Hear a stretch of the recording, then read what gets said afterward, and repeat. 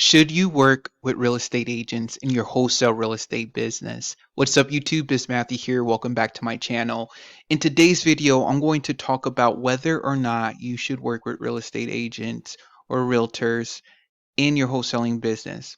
A lot of people have gotten started wholesaling working directly with real estate agents. Essentially, what they do is they see a property on the market that's a little bit underpriced that needs some TLC, and they contact the agent directly and say, "Hey, I'm interested in buying. I'm a cash buyer." And they negotiate a price and they put the property under contract, but the wholesaler lets the agent know, "Hey, I need this contract to be assignable. Just add this clause right here stating that this contract, this agreement is assignable." Or putting something of a verbiage of and or assigns after the purchaser's, the wholesaler's name. And so that way you're able to send off that property to a cash buyer. Or you can be direct with the agent. If they're familiar with wholesaling, you can say, "Hey, yeah, I'm a wholesaler. I have a list of cash buyers. I can find a buyer for this property. Let's work together." Or if you want to teach an agent that, you can do that too. But the reason why I'm bringing up this topic is because I had some comments in some of my videos regarding this. So I'm just going to share my screen with you all and show you all some of the comments. So this first comment comes here. I run into a lot of agents saying, why do you need it assignable? What do I say? Talking about the contract, right? Talking about the agreement. Why do you need to make it as assignable? Because the agent doesn't understand what you're doing. They don't understand wholesaling real estate, and they're just trying to protect their side of the business, their money, right? How much they're making. And then I had this comment when I was talking about wholesaling laws and how there's more and more counties and cities implementing wholesaling laws or licensing requirements. And this commenter stated that what happened was people jumped into it essentially without proper training and tactics on how to do it. Wholesalers should have stick with homeowners and not realtors. Trying to work with realtors is where things went wrong, in my opinion. Most realtors have no clue on what we do, in turn, causing confusion amongst our side of real estate. So, two great comments from you all, and that's what I do. I read the comments and I make videos about them answering those questions. So, let's address the first one stating, how do you approach an agent and how do you answer that question if they have questions about what you do or even you wanting to make an agreement assignable? Now, first thing first is if you're working with an agent and you're trying to wholesale properties, try to control the situation as much as possible. Try to provide the agreement up front where it already has an assignable clause or it's already an assignable contract so you don't have to deal with that. So if you're a buyer, essentially, if you're a wholesaler and you're saying you're the cash buyer or you're the buyer or you have buyers, whatever thing you say, when you send your offer to the agent, send it in your contract. Send it in your agreement that already has the clause in it.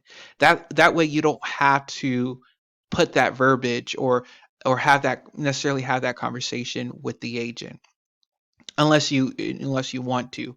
Now, in some counties, in some states, you need full disclosure, right? So you need to tell the agent and possibly the seller on what you're doing. So let's say they use their own contract and it doesn't have that assignable clause and you want to add it. You tell them, you have to be honest, be brutally honest.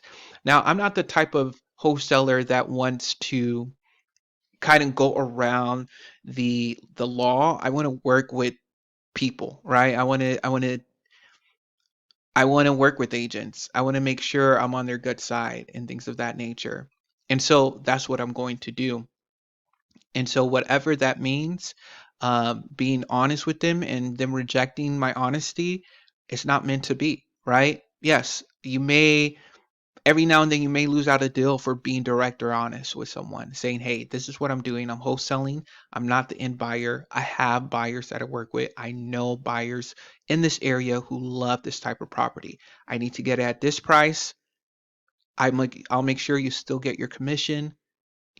I need this clause in this contract to make it assignable so I can sell this over to my to my end buyer essentially. And so that's what I would say. I would say, hey, I need this to be assignable, um, just in case, right? I need to send it to my partner, right? I need to have my partner close on this property instead of me. If you don't want to be super direct, you could say something like that because in a way, your cash buyers are your partners in this business, right? But for me, I would say I need this agreement to be assignable because I'm going to give it to someone who has the financing to close on this property, or I need this to be assignable because I'm not the end buyer. I have a cash buyer who's interested in these type of properties and I want to see or I want to sell it to them. Now you don't want to waste an agent's time, right? If you don't have a cash buyer, if you have to look for a cash buyer, it's not a deal for you, right? Um, and you're not supposed to market a property, right? Maybe you can if it's on Zillow, it's free to everyone to see. Maybe you can just send a link to a cash your some cash buyers and see, hey, if you would buy this property, not that you're advertising the property, just saying, hey, if you buy this property, what would you buy it at? Is this a type of property you would buy? And just gauge where they're at.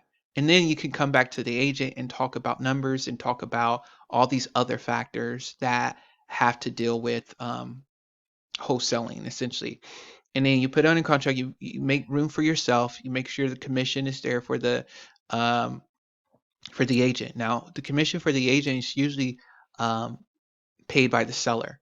So just make sure you reiterate, hey, the seller is paying your fee, right? That's agreed upon, whatever that percentage is, right? And so that's essentially what I would say if an agent comes to me and say, hey, why do you need this to be assignable? For those reasons.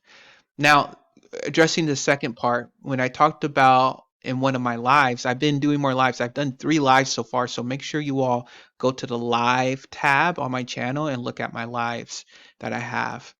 But on one of my lives, I talked about new wholesaling laws and how counties are pushing for more laws, more licensing requirements, more full disclosures that I agree with in some cases. I don't necessarily agree with licensing, but full disclosure, I do agree with. And in those, that comment just stated, hey, the reason why this is happening is because we're working with agents. Um, and I value this person's point, and I'm glad they addressed that because maybe there was some confusion, and agents were being bombarded from people, wholesalers on trying to get their listing when they're not actually the buyers, and trying to lie and say I'm the buyer when they go around them and find an end buyer or end up not finding the buyer, and the seller is just can't even sell their home because you're an inexperienced wholesaler that went online to try to find a property and it just didn't work out and you were just lying the whole time, right? Yes, that's a possibility, but I don't think that's the main reason why there's more regulation. I just think the main reason is just the threat of wholesaling, right? They feel like more people, wholesalers could be a threat to their industry essentially. And maybe they got more of that threat because wholesalers are coming on their listings and trying to wholesale their deals. But it, this would have been passed even if wholesalers weren't going after deals online on the MLS because um, you know agents are threatened even from off-market deals, right? Knowing that someone has gotten an off-market deal and they're selling it and they're making money, right? A wholesaler is doing that. So I think this was just due, right? The regulation and everything. I do think maybe us going online and going on the MLS and going on Zillow and trying to wholesale those properties did have an impact because it did raise awareness on what we're doing and everything, which is totally fine, but I don't think that's the reason. And I think I still think it's one of the best ways to get started because it's a free listing service essentially that you can find distressed properties, right? Of course, you can go on PropStream, check my link down below. You get a 7 free day trial. Um, but there's other aspects to it that I believe contributed more to more regulation and licensing requirements. So those are my opinions. Those are me addressing two comments. If you all have any questions or want me to address something in a future video, please let me know down below. Be sure to like, subscribe, comment down below, and I'll talk to you all later.